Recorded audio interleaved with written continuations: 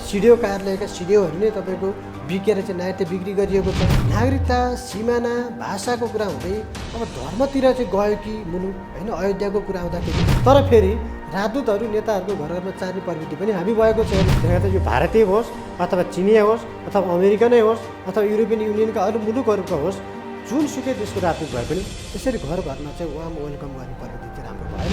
भारत कति गैर जिम्मेवार छ। बाटो उद्घाटन गर्दा चाहिँ उसले कोरोनाको समयमा गर्छ, तर वार्ता गर्नको निमित्त चाहिँ कोरोना पछि भन्छ, फेरि नेपालले नै वातावरण बनाउनु पर्ने भन्छ।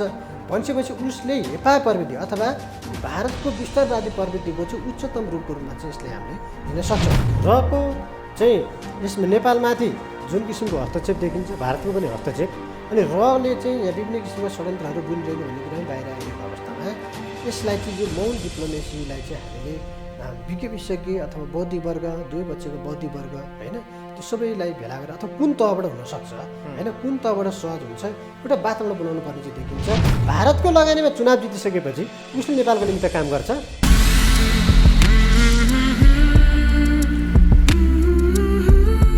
आदरणीय दर्शक महानुभाव नमस्कार। तपाईँ यति बेला हेर्दै हुनुहुन्छ pnpkhबर.com र साथमा म रोशन घरती उपस्थित भएको छु। पछिल्लो समय समसामयिक विषय र परराष्ट्र मन्त्रालय लगायत विभिन्न क्षेत्रको विषयमा कुराकानी गर्नको लागि हामीसँग सीमाविद एवं नागरिकता विज्ञ हेमन्त सेडाई हुनुहुन्छ। यहाँलाई स्वागत छ। धन्यवाद, नमस्कार।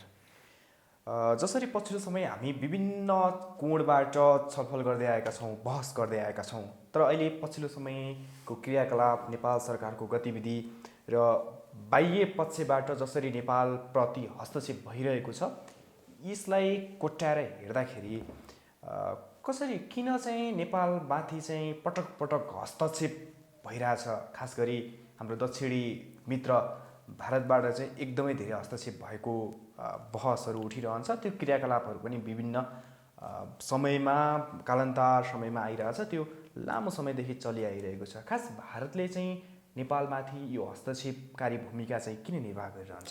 अब नेपालीमा एउटा भनाइ छ नि, विनाशकाले विपरीत बुद्धि भन्ने। विनाशको अवस्था सिर्जना हुनको निमित्त चाहिँ त्यसको निमित्त चाहिँ एउटा चाहिँ तपाईँको एउटा यस्तो किसिमको पोइन्ट आउँछ कि टर्निङ पोइन्ट आउँछ कि सबैको बुद्धि चाहिँ विपरीत हुँदै जान्छ। भनेको भारत भन्ने मुलुक चाहिँ अब विनाशतर्फ जाँदैछ, सकिनेतर्फ जाँदैछ, त्यो टुटको सङ्घारमा जाँदैछ भन्न खोज्नु भएको। जसरी पाकिस्तान छुटिएर गयो, बङ्गलादेश छुटिएर गयो, त्यसै गरी अन्य मुलुकहरू।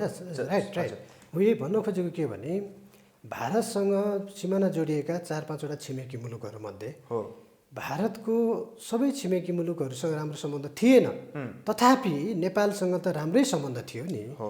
हामीसँग भारतको फेरि खुल्ला सिमाना छ, 1880 किलोमिटर 3वटा दिशामा होइन, पूर्व, पश्चिम र दक्षिणतर्फ, र 1880 किलोमिटरमा हाम्रो पुरै खुल्ला सिमाना छ। त्यसपछि हाम्रो भारतसँग भनेको हामीले मानौँ अथवा नमानौँ, हाम्रो भारतसँग रोटीबेटीको राम्रो सम्बन्ध छ, भाषाको सम्बन्ध छ, धर्मको सम्बन्ध छ होइन, सांस्कृतिक सम्बन्ध छ। त्यस कारणले गर्दाखेरि हाम्रो चाहिँ भारतसँग राम्रै सम्बन्ध थियो।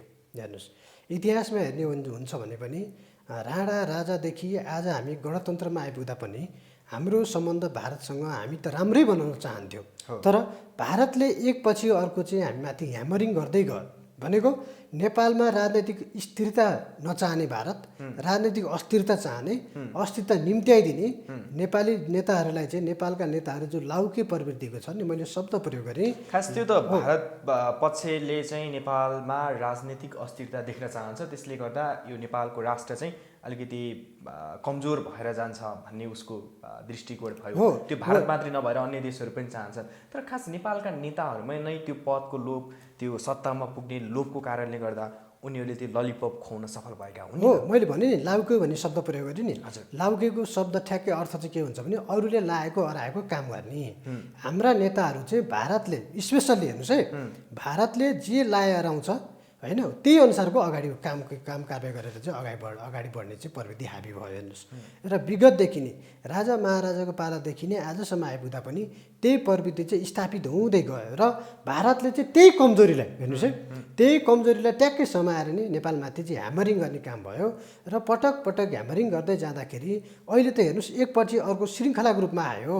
हामीले सिमानाको तपाईँको समस्या भयो नेपाल र भारतको बिचमा हेर्नुहोस्, र 606 वर्ग किलोमिटर जुन सिमाना छ त्यो चाहिँ हाम्रो भूभाग चाहिँ भारतले एकतर्फी रूपमै मिच्यो। त्यसपछि अहिले लिपुलेक लिम्पियाधुरा र कालापानी क्षेत्र त नोभेम्बर 2मा आफ्नो राजनीतिक नक्सामै हाल्यो भारतले। त्यसपछि नेपाल पनि बाध्य भयो, हामीले पनि हाम्रो भूमि तपाईँको परमारले बोलेको भूमि क्लेम गर्नको निमित्त हामीले नक्सा अपडेट गऱ्यौँ होइन। त्यो नक्सा अपडेट गरिसकेपछि भारतले फेरि अर्को तपाईँको अस्त्र प्रयोग गर्यो र उसले चाहिँ आफ्नो तपाईँको नागरिक सरिता गिरी जो भारतीय पनि हुन्, भारतीय नागरिक हुन् र नेपालमा आएर तपाईँको उनले अङ्ग्रेज नागरिकता लिएर चाहिँ वैवाहिक अङ्ग्रेज नागरिकता लिएको अवस्था हो।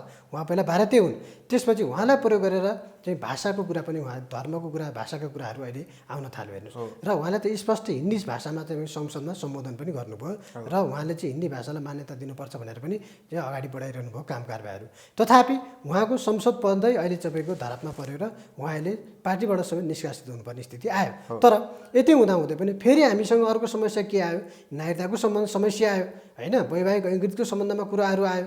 अनि भारतीयहरू अथवा भारत लगायतका 13 मुलुकहरूले जसले चाहिँ नेपालबाट नागरिकता लिएका छन् होइन, विभिन्न प्रलोभनमा पारेर सिडिओ कार्यालयका सिडिओहरू नै तपाईँको बिकेर चाहिँ नागरिकता बिक्री गरिएको छ। ती नागरिकताको सम्बन्धमा पनि अहिले समस्या सिर्जना भयो।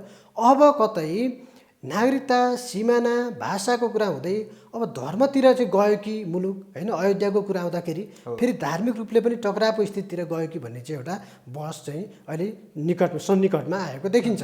र यति हुँदा फेरि अहिले गौतम बुद्धको विषयमा नि एउटा कुरो बोलियो होइन, भारतीय तपाईँको विदेश सचिवले नै विदेश सचिव एस जयशङ्करले नै बोल्नुभयो। यद्यपि उहाँले त्यो अस्वीकार तपाईँको त्यसलाई चाहिँ होइन पुरै फिर्ता त लिनुभयो, फिर्ता लिए पनि बोल्नु त भयो नि। त्यसले गर्दा त्यसमा पनि केही न केही इन्टेन्सन त छ, इन्टेन्सन त देखिएको छ विभिन्न तपाईँ सामाजिक सञ्जाल र समाचारहरू मार्फत यो कुरा फिर्ता लिएको भन्ने कुरा त्यो कुरा त अहिले आएर उहाँले बोल्नुभयो। योभन्दा पहिला पनि भारतीय प्रधानमन्त्री नरेन्द्र मोदीले नेपाल आएको बेलामा चाहिँ म बुद्धको देशमा आएँ भनेर संसदमा बोल्दै गर्दा, नेपालमा बोल्दै गर्दा विदेशमा गएर अफ्रिकामा गएर चाहिँ उनले चाहिँ म चाहिँ बुद्ध चाहिँ भारतमा जन्मेका हुन् भनेर भाषण त गरेका हुन्। हो, पहिलोपटक नरेन्द्र मोदी प्रधानमन्त्री हुँदाखेरि नेपाल भ्रमण गर्दाखेरि सङ्घीय संसदमै आएर उहाँले चाहिँ स्पष्ट म चाहिँ बुद्धको भूमिमा म आएँ, मैले शान्ति भएँ, म पवित्र भएँ भनेर उहाँले चाहिँ नेपाली भाषामै तपाईँको भाषण गर्नुभएको थियो केही समय। र यहाँका तपाईँको हाम्रा लाउकेहरूले चाहिँ गरेर तपाईँको ओहो के किन भन्यो होइन भनेर चाहिँ उहाँहरूले भन्नुभएको थियो त्यतिखेर। र त्यतिखेर के भएको थियो भने 3 करोड नेपालीले मोदीलाई चिनेको अवस्था थियो त्यतिखेर हेर्नुहोस्। र सबैले चाहिँ मोदीलाई सम्मान गरेको पनि अवस्था थियो, किन भन्दा हाम्रो धार्मिक हिसाबले पनि होइन सम्बन्ध छ भारतसँग। त्यस कारणले गर्दाखेरि नि हामीले चाहिँ यो मोदीकै मुखबाट चाहिँ बुद्ध नेपालमा जन्मिएको भन्ने कुरा आइसकेपछि हुन त त्यो मोदीको मुखबाट आएर स्थापित हुने कुरा त होइन, स्थापित हाम्रो प्रमाणहरूले नै भनिरहेको छ होइन, बुद्ध नेपालमै जन्मिएको हो भने त होइन विभिन्न किसिमको प्रमाणले नै बोलिरहेको छ। बुद्धवाद बर्निङ नेपाल भनेर त युनेस्कोमा बुद्ध तपाईँ लुम्बिनी त तपाईँको यो राष्ट्रिय त अन्तर्राष्ट्रिय रूपमा त यो त तपाईँको युनेस्कोमै दर्ता भएको कुरा छ होइन, यो त ऐतिहासिक सम्पदाको रूपमा सूचीकृत छ होइन। त्यस कारणले गर्दाखेरि नि यो कुरालाई चाहिँ लिएर चाहिँ हामी एकतर्फी रूपमा चाहिँ एउटा यसलाई चाहिँ यो बहसलाई चाहिँ अगाडि बढाउनुको निमित्त अथवा भारतले चाहिँ नेपालमाथिको आक्रमणहरू विभिन्न क्षेत्रमा गरिएका आक्रमणहरूको विषयमा चाहिँ हामी आज एउटा बहस पनि गरेका थियौँ। र त्यसमा चाहिँ विभिन्न किसिमका विज्ञ विशेषज्ञहरू विभिन्न क्षेत्रका होइन, सुरक्षा परराष्ट्रदेखि लिएर नागरिकता सिमाना होइन, जलस्रोतदेखि लिएर विभिन्न किसिमका विज्ञ विशेषज्ञहरू धार्मिक हिसाबले लागेका व्यक्तित्वहरू पनि त्यो उपस्थित हुनुहुन्थ्यो। अब के गर्ने, यो सङ्कट त अलिकति गम्भीर रूपमा अगाडि बढ्यो, त्यस कारण यसलाई समाधान कसरी गर्ने भन्ने विषयमा हामी पनि बहसमा थियौँ। र यसको निमित्त चाहिँ हामीले पो अब चाहिँ इनिसिएसन लिनुपर्ने हो कि यो देशको नागरिकको हैसियतले अथवा सरकारले के गरिरहेको छ भन्ने विषयमा हामी बहस गरिरहेका थियौँ। र यति गरिरहँदाखेरि पनि के भयो भने कुरा चाहिँ अब यसको निमित्त हिजोका दिनहरूमा हामीले जति पनि काम कारबाहीहरू भयो हामीबाट होइन, त्यो काम कारबाहीहरू हेर्दाखेरि चाहिँ अब आजको दिनमा आइपुग्दाखेरि र भोलिका दिनमा पनि हेर्नुहोस् है, यो त समस्या त के भयो भने एकमाथि अर्को चाङको रूपमा आयो, थपिँदै आयो। अब यसलाई हामीले दीर्घकालीन समाधान खोज्नु पऱ्यो भन्ने हिसाबले चाहिँ हामी बहसमा सहभागी थियौँ। र यदि आवश्यक पर्छ भने हामीले पनि आफ्नो क्षेत्रबाट होइन यसरी चाहिँ त्यहाँका पनि विज्ञ विशेषज्ञहरूसँग सरसल्लाह गरेर चाहिँ यसलाई चाहिँ निकास दिनुपर्छ कि भन्ने हिसाबले पनि हामी अगाडि बढेको अवस्था हो। तर यति हुँदाहुँदै पनि अब सरकारमा होइन अथवा सरकारमा रहेका व्यक्तिहरूमाथि अथवा परराष्ट्र मन्त्रालय विषयमा कति गम्भीर छ, गृह मन्त्रालय कति गम्भीर छ, रक्षा मन्त्रालय कति गम्भीर छ, स्वयं बालुवाटार कति गम्भीर छ होइन, शीतल निवास कति गम्भीर छ भन्ने कुरा त एउटा प्रश्न रह्यो। तथापि हामीले हाम्रो ठाउँबाट गर्ने क्रम कारबाहीको निमित्त चाहिँ हामी गर्न तयार छौँ भनेर पनि हामीले आज एउटा बहस चलायौँ। र बहस चलाइरहँदाखेरि यो समस्या चाहिँ गम्भीर रूपमा अगाडि बढेको छ हेर्नुहोस्। किन भन्दा हिजोदेखि आजसम्म र भोलिका दिनहरूमा पनि यो समस्या त बल्झाइरहने त होइन नि। एक दिन त्यसलाई समाधान गर्न पर्ला होइन। एउटा असल छिमेकीको हिसाबले फेरि हाम्रो त तपाईँको दक्षिणतिर त्यत्रो ठुलो मुलुक छ, 22 गुणा ठुलो मुलुक भारत छ, उत्तरतिर चीन छ।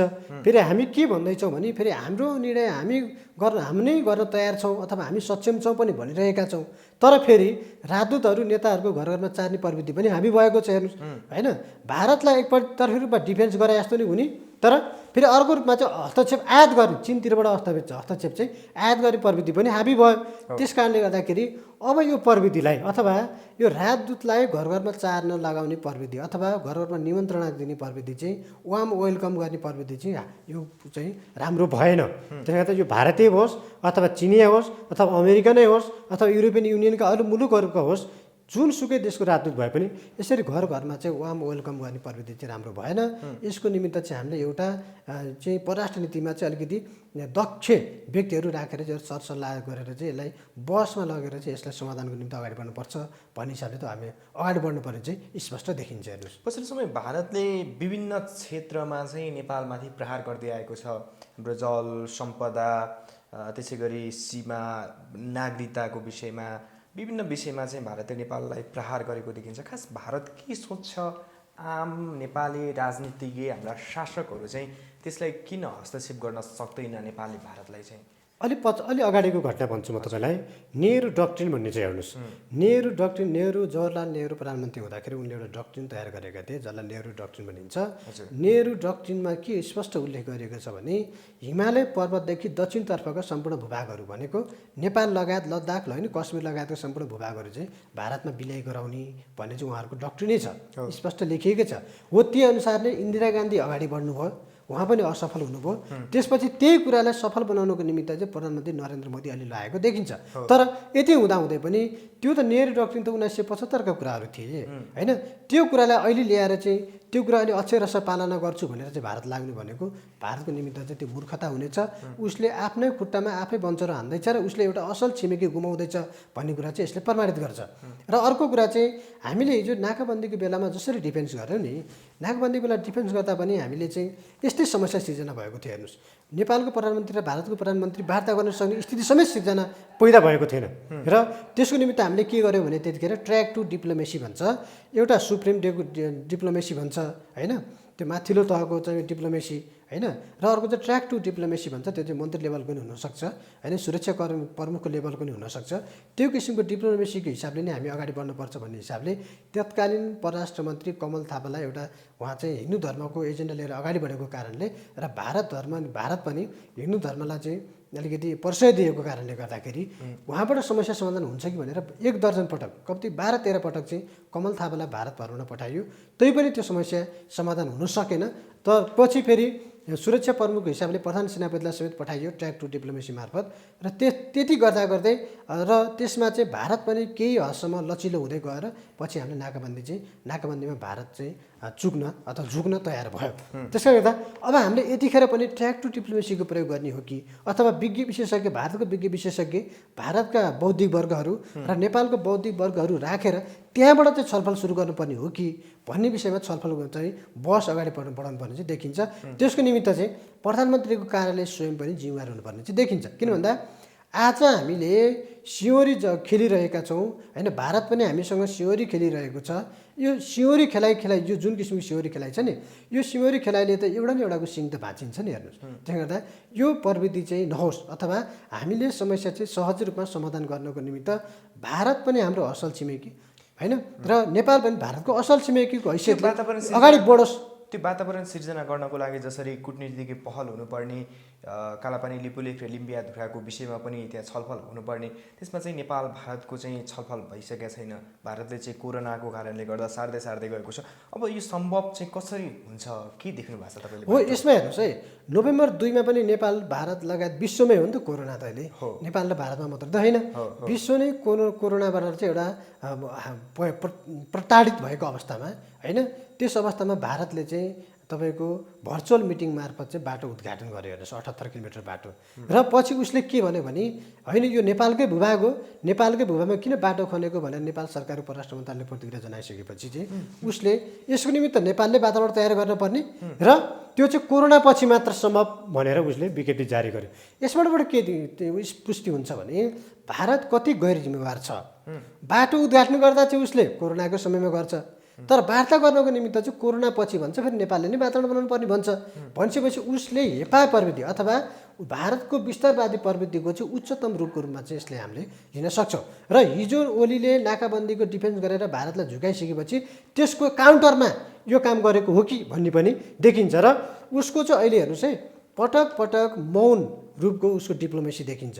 हेर्नुहोस् है, कूटनीति, यो मौन कूटनीति भनेको एकदम डेन्जर हुन्छ। हेर्नुहोस्, यसले कुनै न कुनै दुर्घटना निम्त्याउँछ। त्यसले गर्दा हिजोदेखि आजसम्म आउँदा पनि तपाईँको 25-30 वर्षको मात्रै उदाहरण हेर्ने भने मदन भण्डारी हत्याकाण्डदेखि लिएर दरबार हत्याकाण्ड हुँदाखेरि विभिन्न बाह्य होइन आन्तरिकदेखि लिएर बाह्य शक्तिको चाहिँ प्रत्यक्ष संलग्नता छ भनेर विभिन्न किसिमका विशेषज्ञदेखि लिएर होइन विभिन्न क्षेत्रका व्यक्तिहरूले बोलेको अवस्थामा फेरि अब यो मौन डिप्लोमेसीको कारणले गर्दाखेरि कि हामी वार्ता पनि गरिरहेका छैनौँ होइन, भारत वार्ता गर्न चाहिरहेको पनि छैन, नेपाल चाहिँ वार्ताको लागि आह्वान गरिरहेको छ, परराष्ट्र मन्त्री लेभलबाट आह्वान गरिएको छ, तर भारत त्यसको निमित्त तयार पनि छैन।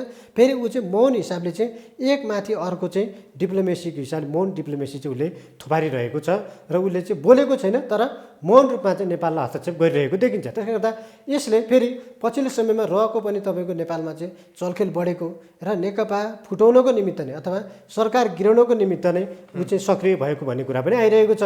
त्यस कारणले गर्दा पनि अर्को कुरा के छ भने रहेको चाहिँ यसमा नेपालमाथि जुन किसिमको हस्तक्षेप देखिन्छ, भारतको पनि हस्तक्षेप, अनि रले चाहिँ यहाँ विभिन्न किसिमका षड्यन्त्रहरू बुनिरहेको भन्ने कुरा पनि बाहिर आइरहेको अवस्थामा यसलाई चाहिँ यो मौन डिप्लोमेसीलाई चाहिँ हामीले विशेषज्ञ अथवा बौद्धिक वर्ग, दुवै पक्षको बौद्धिक वर्ग होइन त्यो सबैलाई भेला गरेर अथवा कुन तहबाट हुनसक्छ होइन, कुन तहबाट सहज हुन्छ एउटा वातावरण बनाउनु पर्ने चाहिँ देखिन्छ। वातावरण बनाएर चाहिँ यो सीमा समस्या, नागरिकताको समस्यादेखि लिएर यो धार्मिक समस्या, सांस्कृतिक समस्यादेखि लिएर हामीले चाहिँ यो भाषाको समस्या सबै समस्या चाहिँ समाधान गर्नुपर्ने चाहिँ त्यसको लागि भारत त तत्कालै तयार छैन। त्यसको लागि नेपालको तर्फबाट अन्य कुनै पहलहरू गर्न सक्ने, कुनै कुटनीतिक पहल गर्न सक्ने सम्भावना केही बाटोहरू तपाईँले देख्नु भएको छ? होइन, यसको निमित्त म भारतलाई मात्रै त दोषै दिन्न। हेर्नुहोस् फेरि किन भन्दा नेपालको पनि परराष्ट्र नीति कस्तो भयो भने सरकार परिवर्तन भएपछि परराष्ट्र नीति परिवर्तन हुने। हेर्नुहोस् हिजोको दिनदेखिबाट हेर्नुहोस्, यो मैले आजको मात्रै कुरा गरेको होइन, विगतदेखि वर्तमानसम्म हेर्ने हो भने सरकार परिवर्तन हुँदाखेरि परराष्ट्र नीति परिवर्तन हुने। नेपाली काङ्ग्रेसको सरकार भयो छुट्टै परराष्ट्र नीति, त्यसमा पनि देउवा प्रधानमन्त्री हुँदा छुट्टै परराष्ट्र नीति, तपाईँ सुशील कोइराला हुँदाखेरि छुट्टै परराष्ट्र नीति, गिरिजा प्रसाद हुँदा छुट्टै परराष्ट्र नीति। हेर्नुहोस् होइन, आफ्नो इन्टेन्सन अनुसारको परराष्ट्र नीति, त्यसमा पनि आफ्नो व्यक्ति पकडका व्यक्तिलाई परराष्ट्र मन्त्री राख्ने र परराष्ट्र नीति पनि परराष्ट्र मन्त्री अनुसारको हुने। यस्तो तपाईँको हाम्रो चाहिँ भोलाटाइल प्रवृत्ति भयो क्या। त्यसमा पनि अब नेकपाको अथवा पूर्व एमालेका मन्त्रीहरू हुँदाखेरि छुट्टै किसिमको परराष्ट्र नीतिहरू भयो। त्यस गरी नेकपा तपाईँको माओवादी तत्कालीन माओवादीको होइन प्रधानमन्त्रीहरू हुँदाखेरि त्यस्तै छुट्टै किसिमको उहाँहरूलाई आफ्नो सुहाउँदो अथवा कसरी हुन्छ भारतलाई रिझाउने किसिमको परराष्ट्र नीति हामी भयो र त्यस्तो किसिमको परराष्ट्र नीति हामीले अपनायौँ। त्यो नै हाम्रो दुर्भाग्य हो। त्यसले गर्दा परराष्ट्र नीति भनेको त सरकार परिवर्तन भएपछि परिवर्तन हुने होइन के, त्यो त हिजोदेखि आजसम्म र भोलिसम्म पनि एउटै हुनुपर्छ होइन, देशको निमित्त हुनुपर्छ, स्वाभिमानको निमित्त हुनुपर्छ, राष्ट्रियताको निमित्त हुनुपर्थ्यो परराष्ट्र नीति त। त्यस कारणले गर्दा यहाँ चाहिँ के भने पार्टीको निमित्त नेताको निमित्त परराष्ट्र नीति परिवर्तन गर्ने कुराहरू भए। हेर्नुहोस् त्यस कारणले गर्दाखेरि नि भारतको मात्रै दोष छैन कि हाम्रो पनि दोष छ। किन भन्दा हामीले अरूलाई औँला ठडाइरहँदाखेरि, चोर औँला अरूलाई ठडाइरहँदाखेरि बुढी औँलाले त हामीलाई आफैलाई देखाउँछ नि। त्यो हामी कति पानीमाथि छौँ, हामी कति पानी मुनि छौँ भन्ने कुरा त्यसले स्पष्ट पार्छ। फेरि नेपालका कम्युनिस्ट पार्टीदेखि लिएर होइन कम्युनिस्ट पार्टी तपाईँकोदेखि लिएर काङ्ग्रेस सबैको जन्म फेरि गर्भधारणै भारतमा भएको के। हेर्नुहोस् सबैको जुन जुन पार्टी यहाँ स्थापित भयो नि, स्थापित पार्टीको त गर्भधारणै भारतमा छ। त्यति मात्रै होइन, चुनाव खर्च समेत भारतबाट ल्याउँछन् यहाँ कतिपय पार्टीहरूले त, कतिपय माननीय ज्यूहरूले त दूतावासबाट चुनाव खर्च बुझ्छन्। त्यस कारणले गर्दाखेरि अब भारतले लगानी गरेर तपाईँ जिताएर पठाइसकेपछि त्यो व्यक्तिले नेपालको लागि काम गर्छ भन्नुहोस् त। मान्छे त नेपाली हो, वंशजकै नागरिक हो नेपाली, हेर्नुहोस् अथवा अङ्ग्रेज नेपाली नागरिक हो, तर भारतको लगानीमा चुनाव जितिसकेपछि उसले नेपालको निमित्त काम गर्छ, हेर्दा उसले भारतको निमित्त काम गर्छ। त्यसले गर्दा नि उसले के गरिरहेको छ भने पुलिस तपाईँको आइजिपी नियुक्ति गर्दादेखि लिएर एउटा महत्त्वपूर्ण मन्त्रालयको सचिव नियुक्ति गर्दा पनि र परराष्ट्र मन्त्री, गृहमन्त्री, रक्षा मन्त्रीको सम्बन्धमा पनि आफ्नो हस्तक्षेप चाहिँ देखाउँछ उसले। त्यसकारणले गर्दाखेरि यो प्रविधि चाहिँ भारतको हेपा प्रविधि मात्र होइन कि हाम्रै पनि कमजोरीको कारणले यो भएको देखिन्छ। यसलाई तोड्नको निमित्त अब हामी चाहिँ सरकारले यो विषयमा अलिकति गम्भीर भएर विज्ञ विशेषज्ञहरूको एउटा बैठक डाकेर कसरी यसलाई समाधान गर्ने, सिउँरी खेल्ने भन्दा पनि सिउँरी खेल्दाखेरि होइन भारतकै सिङ भाँच्यो भने अथवा नेपालकै सिङ भाँच्यो भने सिङ त भाँच्यो नि। त्यसले गर्दा यो प्रविधि हामीले नगरौँ र हामीले ब्यालेन्समा चाहिँ अगाडि बढौँ, परराष्ट्र नीति ब्यालेन्समा तयार गरौँ र यसको निमित्त चाहिँ हामी गम्भीर भएर अगाडि बढौँ र विज्ञ विशेषज्ञहरूको राय सल्लाह बुझेर चाहिँ अगाडि बढ्नको निमित्त चाहिँ म सरकारलाई पनि आह्वान गर्न चाहन्छु र सम्पूर्ण नेपाली नागरिकहरू पनि अब यसलाई चाहिँ उत्तेजित बनाउनु भन्दा पनि हेर्नुहोस् है, समस्यालाई उत्तेजित बनाउनु भन्दा पनि यसको समाधानतिर चाहिँ जाउँ। अब सडकमा पनि नेपाल भारत सम्बन्ध बिगार्नतिर भन्दा पनि यसलाई समाधान गर्नको निम्ति त्यो किसिमको वातावरण कसरी बनाउन सकिन्छ भन्नेतर्फ चाहिँ जानुपर्ने चाहिँ देखिन्छ। यति हुँदाहुँदै पनि अहिले के भयो फेरि पछिल्लो समय हेर्नुहोस्, लिपुलेक, लिम्पियाधुरा र कालापानी क्षेत्रमा भारतले 4733जना त सुरक्षाकर्मी ल्याएर राख्यो। हेर्नुहोस्, 2वटा MI-17 हेलिकप्टर ल्याएर राख्यो, एउटा MI-26 हेलिकप्टर ल्याएर राख्यो, जुन अत्याधुनिक तपाईँ हात हतियार चाहिँ हान्न सक्ने किसिमको, मार हान्न सक्ने किसिमको चाहिँ हेलिकप्टर हो। त्यसले गर्दा यति हुँदाहुँदै यसकै बावजुद पनि 2065-66 सालको आर्थिक वर्ष 2065-66मा जुन किसिमले चाहिँ हाम्रो नेपालको चाहिँ यो ब्यास गाउँपालिका घाँटी बगरदेखि टिङ्करसम्म चाहिँ यो 87 किलोमिटर बाटो निर्माणको निमित्त चाहिँ ट्र्याक खोल्ने काम चाहिँ सुरुवात भएको थियो र त्यसको चाहिँ 40% काम त्यतिखेर सम्पन्न भएको थियो होइन। त्यो नेपाली सेनाले पनि गरेको थियो त्यतिखेर नि। अहिले पनि बाँकी ट्र्याक खोल्नको निमित्त चाहिँ 77-78 को बजेटमा तपाईँको त्यो परिसकेपछि अब टिङ्करदेखि चाहिँ अब यो चाहिँ हाम्रो चाहिँ यो जुन किसिमको यो दार्चुलादेखि टिङ्करसम्मको भूभागमा चाहिँ बाटो निर्माण गर्न चाहिँ नेपालको पनि सेना त्यहाँ गएको छ र यस्तै हुँदाखेरि के देखियो भने भारतको सेना उपस्थित भएपछि नेपालले पनि काउन्टर गर्यो भन्ने कुरा चाहिँ देखियो। फेरि हेर्नुहोस् है, 53जनाको चाहिँ सेनाको टुकडी पठाइएको छ बाटो निर्माणको लागि होइन, टिङ्करदेखि दार्चुलासम्मको निमित्त। यसो हुँदाखेरि के देखियो भने अब हामी यसरी काउन्टरमा मात्रै गइरहने हो कि सैनिक उपस्थिति त हामीले देखायौँ होइन। मैले त पटक पटक नै भनेको थिएँ भैरवनाथ गढै लगाएर त्यहाँ राख्नुपर्छ होइन, किन यहाँ राख्ने, किन यहाँ तपाईँको ब्यारेकभित्र तालचा लगाएर राख्ने होइन। सीमा सुरक्षा गर्न राख्नुपर्छ। सेना भनेको त सुरक्षा, सीमा सुरक्षाको निमित्त हो, देशको रक्षाको निमित्त हो। त्यसले गर्दा बरु मैले त के भनेको थिएँ, एउटा युनिफाइड कमान्ड बनाऊ होइन, सशस्त्र प्रहरी र सेनाको। त्यसपछि सम्पूर्ण तपाईँ तिनीहरूलाई चाहिँ नेपालको 1880 किलोमिटर जुन सिमाना छ त्यो सिमानामा प्रत्येक 3-3 किलोमिटरमा चाहिँ सेनालाई राखौँ, त्यसरी चाहिँ सुरक्षा गर्न सकिन्छ। त्यही गर्दा हामीले गर्ने पर्ने काम चाहिँ नगर्ने अनि रोइ कराइ मात्रै गरिरहने प्रविधि भयो कि।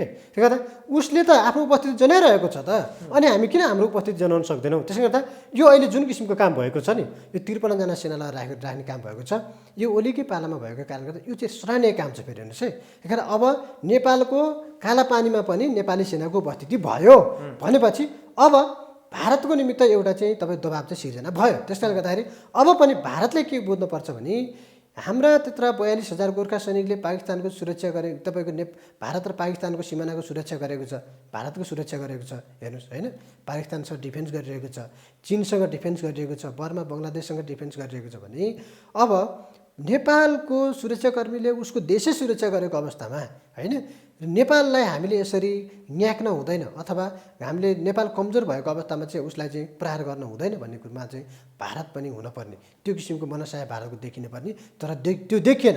त्यही गर्दा नेहरू पछि, इन्दिरा गान्धी पछि जुन किसिमको लहर सिर्जना भएको थियो त्यो डक्ट्रिनलाई चाहिँ मोदीले अहिले पालना गरेको देखिन्छ, तर त्यो सम्भावना चाहिँ देखिँदैन। हिजो जसरी राजा तपाईँको ज्ञानेन्द्रको प्रत्यक्ष शासनकाल थियो त्यतिखेर उहाँले महेन्द्रको जुन नीति लिनुभयो र महेन्द्रको पालामा प्रधानमन्त्री भएका मानिसहरूलाई समेत उहाँले ल्याएर प्रधानमन्त्री बनाउनु भयो र उहाँ असफल हुनुभयो। त्यही गर्दा के थियो भने त्यो डेट एक्सपायर थियो के। महेन्द्रको रणनीति महेन्द्रको पालामा ठिक थियो, त्यो राष्ट्रवादी थियो त्यतिखेर ठिक थियो, तर त्यो रणनीति वर्षौँपछि दशकौँपछि ल्याएर ज्ञानेन्द्रले लागू गरेपछि उहाँले सत्ता नै च्युत हुनुपर्ने स्थिति आयो। त्यसैले गर्दाखेरि अब नेहरूको डक्ट्रिन कुरा, इन्दिरा गान्धीले प्रयोग गरेका कुराहरू अब मोदीले प्रयोग गरेर दशकौँपछि प्रयोग गरिसकेपछि अब मोदीकै तपाईँको शासन चाहिँ अथवा मोदीकै कार्यकाल चाहिँ समाप्त हुने अथवा मोदी असफल हुने चाहिँ यसले स्पष्ट पारेको छ। त्यसले गर्दा यो सम्पूर्ण कुरालाई हेर्ने हो भने पनि हामीले भारतसँग मात्र होइन हाम्रो अर्को छिमेकी चीनसँग पनि त्यही हिसाबले चाहिँ हाम्रो कूटनीतिक पहल अगाडि बढाउनु पर्ने देखिन्छ र यसको निमित्त चाहिँ हेर्नुहोस् है फेरि कतिपय मिडियाले त कपोकल्पित र होइन भ्रामक कुराहरू सिर्जना गरेर समेत स्रोतै नभएका कुराहरू समेत राखेर चाहिँ कान्तिपुर जस्तो मिडियाले एउटा सूचना प्रकाशित गर्यो र चीनले पनि नेपालको यति भूभाग चाहिँ मिचेको छ भनेर उसले फ्रन्ट पेजमै लेख्यो तर त्यो कुराको आजसम्म स्रोत खुलेको छैन हेर्नुहोस् कुन स्रोतबाट आयो त्यो सूचना भन्ने नै खुलेको छैन हालाकि भन्नलाई कृषि मन्त्रालय भनिएको छ अहिले कृषि मन्त्रालयमा सीमा शाखा कहाँ हुन्छ र हेर्नुहोस् त्यो हुँदै नभएको कुरा तर अहिले स्रोत खोज्दै जाँदाखेरि कहीँ पनि खुलेको छैन र उसले चाहिँ स्पष्ट रूपमा चाहिँ त्यो चाहिँ चाइनालाई चिड्याउनको निमित्त अथवा यो समस्या समाधान गर्न होइन कि यसलाई चाहिँ झन् बढी बढाउनको निमित्त अथवा समस्या बल्झाउनको निमित्त चाहिँ उसले त्यो काम गरेको देखिन्छ अहिले त्यति हुँदाहुँदै पनि चिनिया लगानीमा सञ्चालित भएका केही मिडियाहरूले समेत के गरिरहेका छन् भने भारतको चर्को विरोध गर्ने र भारतीय लगानीमा सञ्चालित भएको मिडियाले चिनको विरोध गर्ने र यहाँ चाहिँ अस्थिरता निम्ति आइदिने हेर्नुहोस् राज्यको चौथो अङ्ग मिडिया हो होइन सञ्चार हो पत्रकारिता हो होइन तर त्यो चौथो अङ्गले नै राज्यको विरुद्धमा काम गरेको देखियो त्यसकारणले गर्दाखेरि अब चाहिँ सबैलाई अङ्कुश लाएर चाहिँ होइन मिडियादेखि लिएर सम्पूर्ण बौद्धिक वर्ग पनि त्यस्ता छन् जो तल भत्ता बुझ्छन् दूतावासबाट उनीहरूले समेत चाहिँ यो घटनालाई चाहिँ अलिक उत्तेजित बनाउने कामहरू गरिरहेका छन् यसलाई उत्तेजनामा लाने र यसलाई चाहिँ यो अलिक बढावा दिएर चाहिँ विभिन्न किसिमका धार्मिक युद्ध हुँदै भाषा युद्ध हुँदै देशलाई चाहिँ छिन्न भिन्न बनाउने अथवा देशलाई चाहिँ टुक्राउने अस्थिरता चाहने तत्त्वहरू चाहिँ हामी भएको देखिन्छ त्यसले गर्दा यसलाई समाधान गर्नको निमित्त हामी पनि राम्रो बस गरेर आज 4 घन्टा जति बसमा पनि के भयो भने अब हामी गम्भीर हुनुपर्छ भारतलाई गम्भीर बनाउनुपर्छ र भारतका हाम्रो जो सम्पर्कमा छन् भारतका विभिन्न विशेषज्ञहरू बौद्धिक वर्गहरू उहाँसँग टेलिफोन संवाद गरेर हुन्छ अथवा के गरेर पत्रचार गरेर हुन्छ त्यो चाहिँ हामीले भारतले गरेका काम कारबाहीहरू जो नराम्रा छन् होइन विस्तारवादी किसिमका छन् त्यसलाई पनि समाधान गर्नको निमित्त उहाँहरूलाई पनि चाहिँ प्रयोग गर्ने होइन उहाँहरूले पनि त्यही हिसाबले आफ्नो चाहिँ सरकारलाई अथवा आफ्नो प्रधानमन्त्रीलाई त्यो विषयमा विभिन्न मन्त्रालयलाई चाहिँ जानकारी गराउने होइन सम्बन्ध राम्रो बनाउनुपर्छ भनेर र हामीले पनि हाम्रो चाहिँ देशभित्रका आन्तरिक चाहिँ समस्या समाधान गर्नको निमित्त अथवा आन्तरिक झमेलादेखि लिएर परराष्ट्र नीति चाहिँ बलियो बनाउनको निमित्त स्ट्रङ बनाउनको निमित्त चाहिँ प्रधानमन्त्री सम्मेलनलाई चाहिँ भेटेर चाहिँ ज्ञापन पत्र उच्चारेर यो समस्या समाधान गर्नको निमित्त चाहिँ अगाडि बढ्ने भन्ने हिसाबले चाहिँ हामी एउटा छलफलमा थियौँ र अब हामी चाँडै नै यो विषयलाई चाहिँ समाधान गर्नको निमित्त चाहिँ अलि यो कोरोनाको समय भए पनि यो सोसियल डिस्टेन्सलाई मेन्टेन गरेर भए पनि अब किन भन्दा कोरोनाको समय भनेर पर्खिरहेर पनि फेरि यो समस्या त होइन पाक्दै जाने हो होइन त्यस कारणले गर्दाखेरि फेरि यसले विस्फोटक भयो भने त्यसको त परिणाम फेरि हामीले नै भोग्नुपर्छ त्यही गर्दा सोसियल डिस्टेन्स मेन्टेन गरेर भए पनि यसको निमित्त चाहिँ गम्भीर भएर अगाडि बढ्नुपर्छ र आफ्नो ठाउँबाट चाहिँ काम कारबाहीको निमित्त चाहिँ अगाडि बढ्नुपर्छ भनेर हामी चाहिँ लागिपरेका छौँ र यसको निमित्त चाहिँ सरकारमा भएका हेर्नुहोस् है र निजामती प्रशासनमा भएका कर्मचारीदेखि सरकारमा भएका व्यक्तिहरू अरू बौद्धिक विशेषज्ञहरू जो देखिएका छन् उहाँहरूले पनि यो विषयमा बोल्नु पर्यो र सामाजिक सञ्जालदेखि मिडियामा अहिले जुन व्यक्तिहरू चाहिँ अलिक भाइरल हिसाबले बोलिरहनु भएको छ नि उहाँहरूले पनि यसलाई उत्तेजनामा ल्याउनु भएन हामीले उहाँहरूलाई पनि टेलिफोन गरेर चाहिँ यो विषयमा तपाईँहरूले चाहिँ अलिकति यो उत्तेजना गतिविधि चाहिँ नगर्नुहोस् है यसलाई समाधान गर्नेतिर जाउँ भन्ने हिसाबले विभिन्न किसिमका प्रडाहरू पनि यस विषयमा बोलिरहेको कारणले गर्दाखेरि उहाँहरूको कुरा त फेरि बाहिर सुनिन्छ होइन एउटा तबका छ नि त उहाँहरूको कुरालाई विश्वास गर्ने त्यही भएर यसले चाहिँ अलिक समस्या चाहिँ समाधानभन्दा अलिक जटिल बनाउनतिर पो जान्छ कि भनेर चाहिँ उहाँहरूलाई पनि अलिकति चाहिँ यस विषयमा चाहिँ जानकारी गराउने र सचेत गराउने कि भन्ने अथवा तपाईँहरूले बोल्नुभएका कुराहरूलाई अलिकति देशको निमित्त चाहिँ हुने हिसाबले अथवा भारतलाई नचिड्याउने नेपाललाई पनि नचिड्याउने उत्तेजनामा नलाने हिसाबले चाहिँ अगाडि बढ्नुपर्छ भन्ने हिसाबले चाहिँ हामी अगाडि बढिरहेका छौँ। तपाईँ आफैले पनि भन्नुभयो भारत चाहिँ असल छिमेकी हो र असल छिमेकी बनाउनको लागि हामी आफैले पनि पहल गर्न जरुरी छ। त्यहाँका विज्ञ र नेपालका विज्ञहरू बसेर चाहिँ भारतका शासकहरू नेपालको शासकहरूसँग सम्पर्क गराएर हामीले चाहिँ कुटनीतिक पहलद्वारा चाहिँ असल छिमेकी भइराख्नको लागि हामीले पहल गर्नुपर्छ भनेर भन्नुभयो। तर यदि नेपालसँग त्यो सम्बन्ध चिसिँदै गयो भने हामीले असल छिमेकी गुमायो भने भारतलाई नै असर पर्छ पनि भन्नुभयो। तर खास नेपालका नेताहरू फेरि भारतीय राजदूतावासमा धाएको समाचारहरू त हामी दिनदिनै पत्रिकाहरूमा अखबारहरूमा मजाले पढ्न पाइरहेका छौँ। भने पछाडि त खास नेपाली राजनीतिक नेपाली शासकहरूको बढी दोष देखियो नि।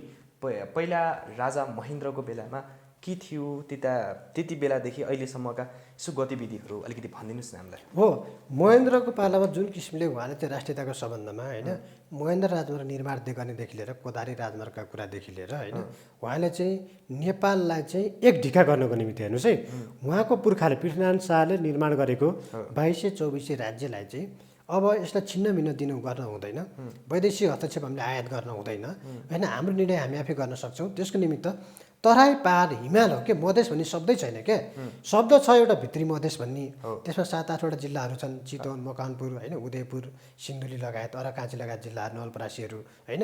त्यसै गरी अब यी भूभागहरूलाई चाहिँ हामीले कसरी जोड्ने, तराईलाई पहाडसँग र पहाडलाई हिमालसँग कसरी जोड्ने अथवा तराई पहाड हिमाललाई चाहिँ कसरी जोड्ने र हाम्रो सद्भाव चाहिँ कसरी कायम गर्ने अथवा नेपाली बिचको सद्भाव कसरी कायम गर्ने र विदेश नीति चाहिँ कसरी राम्रो किसिमले तय गर्ने अथवा परराष्ट्र नीति चाहिँ कसरी हामीले स्ट्रङ बनाउने भन्ने नै महेन्द्रको कुरा थियो। हेर्नुहोस् उहाँले चाहिँ त्यतिखेर पनि त्यो समयमा पनि त्यति राम्रो हिसाबले डिप्लोमेटिक हिसाबले चाहिँ काम कारबाहीहरू गरिरहनु भएको थियो। तर अकस्मात उहाँको पनि अब निधन भयो। त्यस पछाडिका चाहिँ जुन किसिमले परिवर्तनहरू भए हामीले परिवर्तनहरू ल्यायौँ, त्यो परिवर्तन पछाडि चाहिँ त्यसलाई संस्थागत गर्दै जानुपर्ने थियो, तर त्यो कामहरू भएन। हेर्नुहोस् महेन्द्रले गरेका कामहरूलाई राष्ट्रियताको सम्बन्धमा गरेका कामहरूलाई त हामीले राम्रो भन्नुपर्छ नि, त्यो राजा होस् अथवा जे होस् राणाले गरेको छ भने त राम्रो भन्नु पऱ्यो नि। जङ्गबहादुरले जङ्ग पिलर खडा गर्नुभयो, त्यो राणाले गरे भने नराम्रो भयो त, त्यो त राम्रै भयो नि, सीमाङ्कनको कामहरू भएका थिए। त्यस कारणले गर्दाखेरि राजाले गरेको छ भने राम्रो कामलाई हामीले राम्रै भन्नुपर्छ क्या। त्यसले गर्दा त्यसपछिकै केही राजाले नराम्रो काम पनि गर्न त त्यसले गर्दा हामीले त के भन्छ व्यक्ति तोकेर भन्नुपर्छ क्या, एउटा संस्थामाथि नै ब्लेम लाम्न पनि हुँदैन। त्यसले गर्दा नेपाली काङ्ग्रेसभित्र पनि केही व्यक्तिहरू त राम्रा थिए नि होइन। त्यसले गर्दा त्यसपछि नेकपाभित्रै अथवा पूर्व एमालेभित्र नि केही व्यक्तिहरू राम्रा थिए होइन। त्यसपछि नेपाली तपाईँ अरू पार्टीहरूभित्र पनि माओवादी केन्द्रभित्र पनि केही व्यक्तिहरू त राम्रै छन् राष्ट्रियता सम्बन्धमा। तर यति हुँदाहुँदै पनि के हो भने तपाईँले भनेको जस्तै दुता बाहुल्यता चाहिँ बढी भयो। त्यसले गर्दा समस्या त्यहाँबाट सिर्जना भयो। फेरि भारत के गर्न चाहन्छ भने जसरी पनि यहाँ भएका ठुला राजनीतिक दलहरूलाई चाहिँ फुटाइदिने, फ्र्याक्सन गरिदिने र अस्थिरता चाहन्छौ जहिले पनि। मैले अघि नेहरू डक्ट्रिनको कुरा गरिहालेँ। त्यस कारणले गर्दाखेरि यो गतिविधिबाट हामी मुक्त हुनुपर्छ भन्ने चाहिँ हाम्रो चाहिँ यो पछिल्लो धारणा हो। त्यसपछि अब यति हुँदाहुँदै पनि अब हामीले अहिले के गर्ने त भन्दाखेरि करिब 2/3 नजिकको सरकार चाहिँ हेर्नुहोस् राष्ट्रियता सम्हालमा अलि अडिक किसिमको सरकार छ होइन। राष्ट्रियताको एजेन्डामा चाहिँ तपाईँको एक ढिक्का भएर लागेको अवस्था पनि छ। यति भएको अवस्थामा यति हुँदाहुँदै पनि फेरि भ्रष्टाचारका कुराहरू त छ है। फेरि कतिपय साथीहरूले पनि भन्नु भएको छ त सरकारकै प्रवक्ता होस् क्या भनेर नि भन्नुहुन्छ, त प्रधानमन्त्री कार्यालयको प्रवक्ता हो क्या, कति बचाउ गर्छ प्रधानमन्त्रीको पनि भन्नुहुन्छ। मैले के भनेको छु भने भ्रष्टाचार लगायतका काम कारबाहीहरूमा मेरो असहमति छ। भ्रष्टाचारलाई तपाईँको उचित छानबिन गरेर होइन त कानुन कठोरमा ल्याएर तपाईँको फाँसीको सजाय हुनुपर्छ भन्ने व्यक्ति हो कि म। त्यसले गर्दा यसको विषयमा मैले प्रश्न गरेको होइन, तर राष्ट्रियताको सवालमा त बोल्नु पऱ्यो नि त। राम्रो गरेको कामलाई त राम्रो भनिदिनु परेन जसले गरेको भने पनि। यो विषयमा मात्रै मेरो कुरा हो। त्यसले गर्दा तपाईँहरूले पनि यसलाई यसरी बुझिदिनुहोस् कि भ्रष्टाचार अनियमितता जस्ता कुराहरूमा मेरो विरोध छ। यति हुँदा पनि करिब 2/3 नजिकको सरकारलाई समेत विदेशी शक्तिले ढाल्छ भने हेर्नुहोस् है राजनीतिक अस्थिरता निम्त्याइदिन्छ भने अनि त्यसपछि अब बन्ने सरकारहरूलाई चाहिँ के गर्छ भन्ने कुरा चाहिँ प्रश्न हो क्या, पहिलो प्रश्न चाहिँ। त्यस कारणले गर्दाखेरि अहिले भारत के गर्न चाहन्छ भने पछिल्लो समय फेरि भारतको त 2वटा पत्रिकाले स्पष्ट रूपमा तपाईँको सूचना तपाईँको समाचारै छापे। हेर्नुहोस् द भास्कर भन्ने र होइन त हिन्दुस्तान टाइम्स भन्नेले के भनेर छाप्यो भने सिमानाको समस्या नागरिकताको समस्या समाधान गर्नुभन्दा नेपालको सरकार गिराउनु चाहिँ सजिलो छ भने हेर्नुहोस् कति गम्भीर छ। हेर्नुहोस् त सिमाना र नागरिकताको समस्या समाधान गर्नुभन्दा सरकार ढाल्न चाहिँ सजिलो छ भन्यो र त्यसपछि रहेको चलखेल सुरु भयो नेपालमा। विभिन्न किसिमका तारे होटलदेखि लिएर झम्सिखेलदेखि लिएर खुमालटारसम्ममा अहिले त पछिल्लो समयमा होइन काभ्रेका विभिन्न रिसोर्टहरूमा समेत रहेका लगानीमा विभिन्न विज्ञ बौद्धिकहरू भन्नेहरू कुबुद्धि भएका बौद्धिकहरू अहिले मिटिङ गरेर बसेर चाहिँ कसरी तपाईँको पार्टी चौट्याउन सकिन्छ, नेकपा कसरी चौट्याउन सकिन्छ, सरकार कसरी ढाल्न सकिन्छ भनेर चाहिँ तपाईँको रिहर्सल गरिरहेका छन् भन्ने पनि समाचार आइरहेको छ। त्यो सूचना पनि मलाई आइरहेको छ। त्यसपछि नै हामी आज यो बैठक बसेको गम्भीर भएर सोच्नुपर्ने स्थिति आएर। त्यस कारणले गर्दाखेरि यो गतिविधि चाहिँ तपाईँले भनेको जस्तै दूतावास धाउने बासी भात खाने प्रवृत्ति हाबी भयो।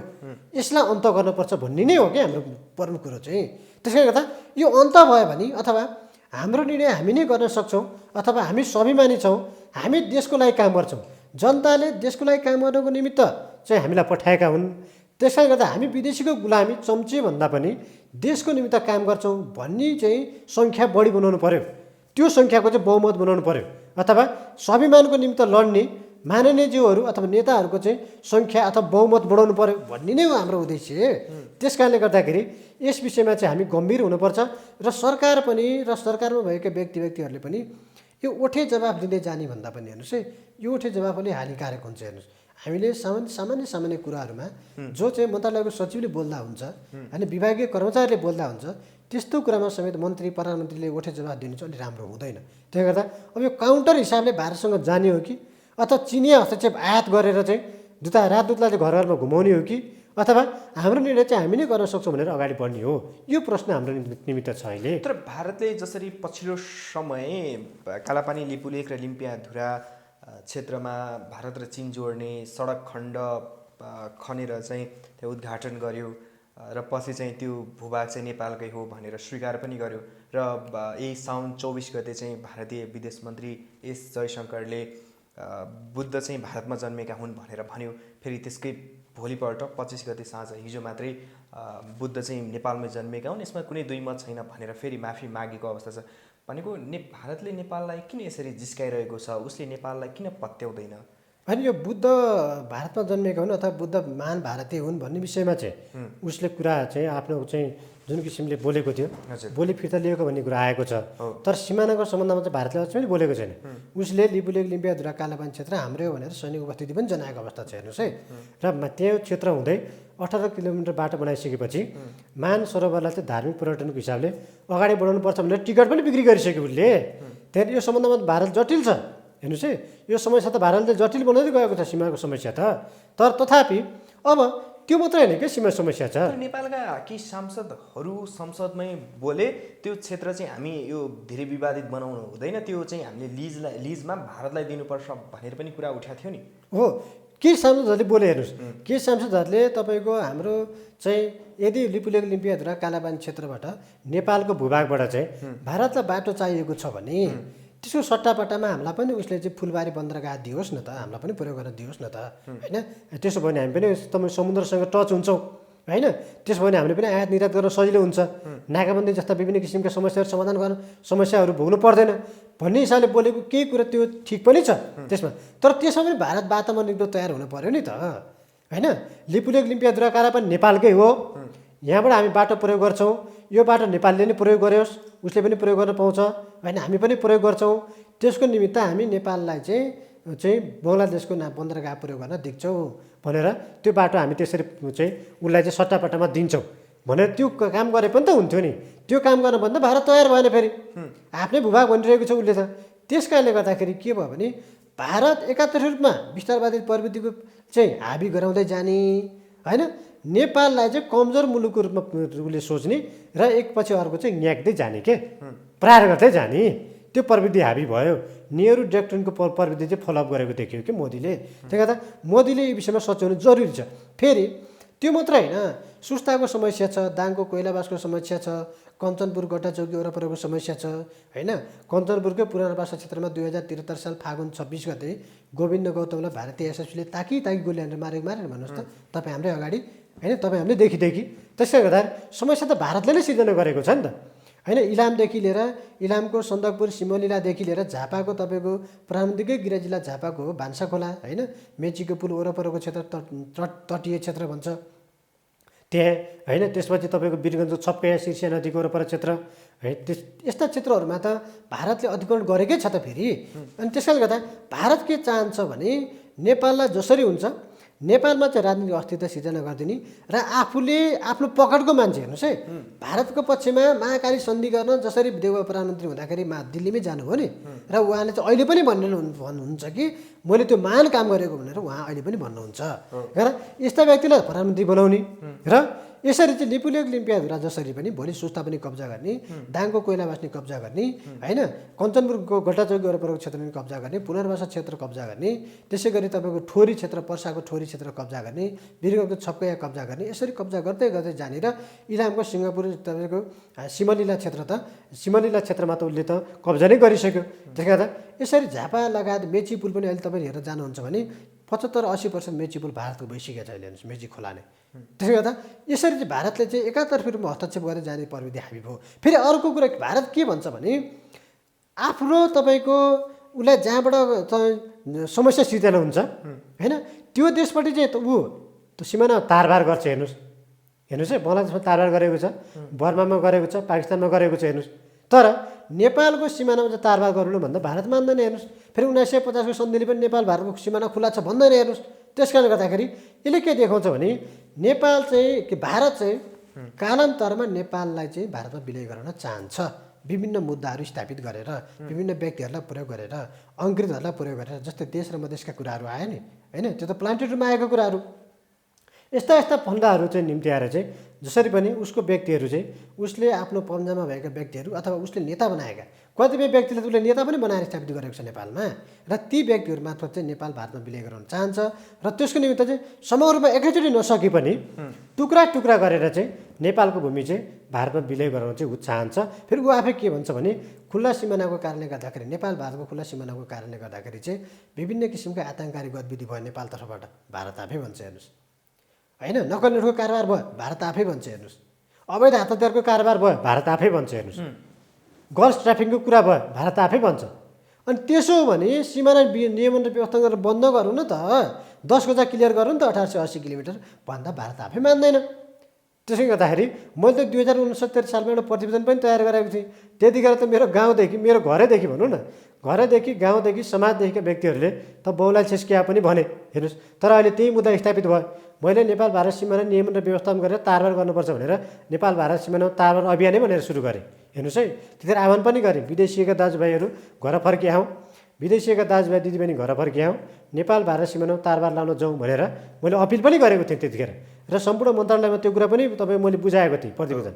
तर राष्ट्रपति कार्यालयसम्म पनि बुझाएँ तर त्यो कुरा त्यतिखेर सुनाइ भएन। कसैले गर्दन चिलाएछ क्या भने, कसैले तपाईँको बहुलाई छिस्क्या भने, कसैले त्यो हुनै नसक्ने काम किन तपाईँको कामको अगाडि किन लागेको छ पनि भने, किन समय बर्बाद गरेछ पनि किन भने त्यो कुरा पनि गरेँ। तर आज त्यो कुरा स्थापित भयो। न्यायताको सम्बन्धमा पनि हामी लड्यौँ यति वर्षसम्म होइन। हामीले नै भनेको 7 वर्ष राख्नुपर्छ, रेसिप्रोसिटीको कुरा गर्नुपर्छ भनेर त्यो कुरा अहिले स्थापित भयो।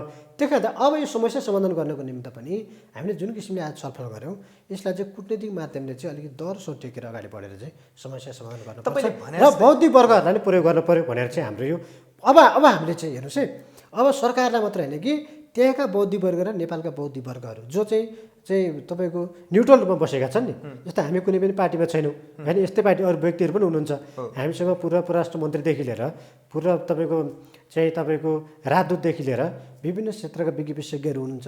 यसरी बस्दाखेरि चाहिँ दुई देशबिच चाहिँ सम्बन्ध राम्रो हुन्छ कि त्यसको निमित्त हामी नेपालमै बसौँला अथवा भारतमै जाउँला अथवा नेपाल भारतको सिमाना वरिपरि कतै बसौँला सहज हुने हिसाबले यसरी चाहिँ गर्दाखेरि राम्रो हुन्छ कि यसलाई सोसियल डिस्टेन्स पनि मेन्टेन गरौँला। त्यसले गर्दा समस्या चाहिँ हामीले समाधान गर्नतिर जानु पर्यो, जटिलता थप्न चाहिँ भएन। र जसरी हुन्छ सियोरी खेल्ने प्रविधि चाहिँ हामीले गर्न भएन। त्यो भारततिरबाट भएको छ भने पनि नेपालतिरबाट भएको छ भने पनि यो सियोरी खेल्दाखेरि सिङ भाँचिँदा एउटाको सिङ भाँचिँदा अर्कोको पनि हल्लिन्छ क्या अलिकति थोर बहुत चोट त लाग्छ नि। तपाईँले भने जस्तै यस्तै विज्ञहरू बसेर छलफल गरेर भारत र नेपालको कूटनीतिक पहल गरेर यो समाधान गर्न सकिन्छ कि बाह्य शक्ति पनि हामीलाई आवश्यक पर्छ? होइन अहिले घरभित्रको समस्या होइन हाम्रो र अर्को छिमेकीको बिचको समस्या अहिले बाह्य शक्तिलाई गर्न उपयुक्त हुँदैन। हेर्नुहोस् यो पछिल्लो समय म त के भनिरहेको छु भने पछिल्लो समयमा जुन किसिमले चिनिया राजदूतलाई चाहिँ घर घरमा चाहिँ न्यानो स्वागत गरियो नि यसको पनि मैले विरोध गरिरहेको छु। हेर्नुहोस् किन भन्दा हिजो हामीले भारतीय राजदूतलाई चप्पल पड्काएर प्रधानमन्त्री कार्यालय जान्थ्यो। हेर्नुहोस् भारतीय राजदूत राकेश सुद चप्पल पड्काएर चप्पल लाएर प्रधानमन्त्रीको बेडसम्म पुगेको इतिहास छ नेपालमा। हेर्नुहोस् 10 वर्ष अगाडिको 7-8 वर्ष अगाडिको इतिहास हो यो। किन त्यस्तो हस्तक्षेप भएको मुलुकले अहिले बिस्तारै हस्तक्षेप न्यून गर्दै गएको थियो होइन।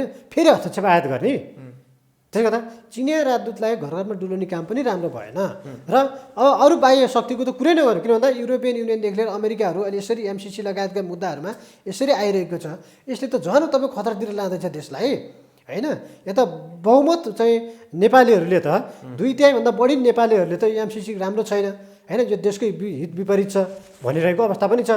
त्यति मात्रै होइन एमसिसीको विषयमा पहिलोपल्ट बहस चलाउने नि मै हो। हेर्नुहोस् एमसिसीको मिटिङमै गएको कारणले गर्दाखेरि त्यहाँ स्पष्ट के लेखेको छ भने जोइन्ट ल्यान्ड फोर्स भनिएको छ। हेर्नुहोस् त्यो भनेको त अमेरिकन नेपालमा आउँछ त्यही भएर यसरी हामीले हाम्रो दुईवटा बिचको समस्या समाधान गर्नको निमित्त पहिलो प्रयास भनेको हामी दुईटै मुलुक मिलेरै हो होइन। यसको निमित्त बरु हाम्रो यहाँभित्रका संयन्त्रहरू प्रयोग गरौँ, भारतभित्रका संयन्त्र प्रयोग गरौँ, नेपालभित्रका संयन्त्र प्रयोग गरौँ। भएन भने बल्ल अरूलाई गुहार्ने हो, छिमेकीलाई गुहार्ने हो।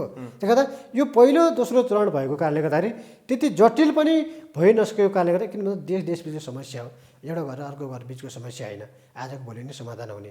त्यसले गर्दाखेरि पहिला भित्रकै संयन्त्र प्रयोग गरौँ, त्यसरी समाधान हुन्छ भने त्यसलाई मतलब जहाँसम्म लाग्छ संयन्त्र प्रयोग गर्दाखेरि समस्या समाधान हुन्छ क्या होइन। तर दुई देशले चाहन पऱ्यो नि त्यसको निमित्त त, नेपालले नै चाहन पऱ्यो, नेपाल सरकारले नि त बोलाउनु पऱ्यो नि यस्ता व्यक्तिहरूलाई त। किन भन्दा उसले त आफ्नो पकेटका व्यक्तिहरू पनि राखिरहेको छ आजसम्म त। राम्रा व्यक्ति भन्दा पनि हाम्रा व्यक्ति नै खोजी गरिरहेको छ नि त, आफ्नै व्यक्ति गरिरहेको छ। राम्रो व्यक्तिलाई उसले पनि पाखा लगेको छ होइन। हाम्रै प्रधानमन्त्रीकै कुरा गरौँ न, विज्ञ समूहमा कस्तो व्यक्ति राख्नुभयो त उहाँले होइन। सबै कुरामा हामीले उहाँलाई तपाईँ नतमस्तक भएर तपाईँको ढोग्न सक्छौँ र नमस्कार गर्न सक्छौँ र स्वीकार गर्न सक्छौँ र उहाँको कुराहरू। उहाँले गरेको नराम्रो कामलाई त नराम्रो भन्नुपर्छ नि त, हामीले भनिरहेका छौँ नि। विज्ञ समूह भन्ने एउटा एनजिओको मालिकलाई लगेर राखिदिने, जलस्रोतको तपाईँको सम्बन्धमा पिएचडी गरेको मान्छेलाई लगेर राखिदिने, सीमा सम्बन्धित मान्छेले त्यहाँ राख्दै नराखिदिने होइन, भूगोलको अध्ययन भएको मान्छेलाई राख्दै नराखिदिने होइन, प्राविधिक मान्छेलाई त्यहाँ राख्दै नराखिदिने। कसरी चाहिँ अनि कसरी समस्या समाधान हुन्छ? किन हामी पनि चाहिरहेका छैनौँ कि समस्या समाधान गर्नको निमित्त। र राष्ट्रवादी हुनको निमित्त चाहिँ समस्या समाधान गर्ने हो कि राष्ट्र जोगाएर राष्ट्रियवादी हुने हो कि? मैले प्रश्न छ ओलीलाई, राष्ट्र जोगाएर राष्ट्रवादी हुने हो कि राष्ट्रमा अस्तित्व निम्त्याएर राष्ट्रवादी हुने हो? क्षणिक राष्ट्रवादले काम गर्दैन हेर्नुहोस्। त्यस कारणले गर्दाखेरि तपाईँ तुरुन्त अब विशेषज्ञहरूको सल्लाह लिएर, यहाँभित्रका विभिन्न संयन्त्रहरूको सल्लाह लिएर चाहिँ राय सल्लाह लिएर ट्र्याक टु डिप्लोमेसी मार्फत हेर्नुहोस् है, चाहिँ तपाईँको एपेक्स डिप्लोमेसी अथवा माथिल्लो लेभलको सुप्रिम डिप्लोमेसी अहिले त्यो प्रयोग नहोला, अहिले त्यसलाई थाती राख्नुपर्छ, त्यो पछि कहाँ जाने भन्ने हुन्छ फेरि। त्यही गर्दा त्योभन्दा अगाडि प्रयोग गर्ने डिप्लोमेसी ट्र्याक टु डिप्लोमेसीलाई प्रयोग गरौँ। र सुरक्षा निकायबाट हुन्छ कि अरू विभिन्न विशेषज्ञको संयन्त्रबाट हुन्छ कि बौद्ध वर्गको संयन्त्रबाट हुन्छ कि हामी चाहिँ भारतसँग वार्ता गरेर चाहिँ यो समस्या समाधान गर्नुपर्ने चाहिँ देखिन्छ। हस्, यहाँको समय र विचारको लागि धेरै धेरै धन्यवाद।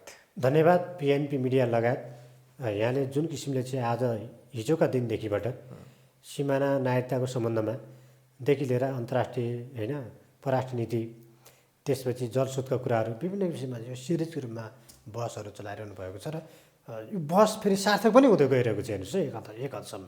र यो बहस आजको बहसले फेरि एउटा चाहिँ निचोड चाहिँ निस्कनेछ होइन। र सामान्य प्रधानमन्त्रीज्यू लगायत राज्यका संयन्त्रहरू पनि यस विषयमा चाहिँ गम्भीर हुनेछ। किन भन्दा तपाईँको यो मिडिया चाहिँ अलि बौद्ध वर्ग सिंहदरबार बालवाटार हुँदै शीतल निवाससम्मले हेर्ने भएको कारणले गर्दाखेरि मैले आज भएका गतिविधिहरू चाहिँ अनुभवहरू होइन, पुराना अनुभवहरू र नयाँ कुराहरूलाई पनि साट्ने चाहिँ जुन मौका दिनुभयो त्यसको निम्ति धेरै धेरै धन्यवाद।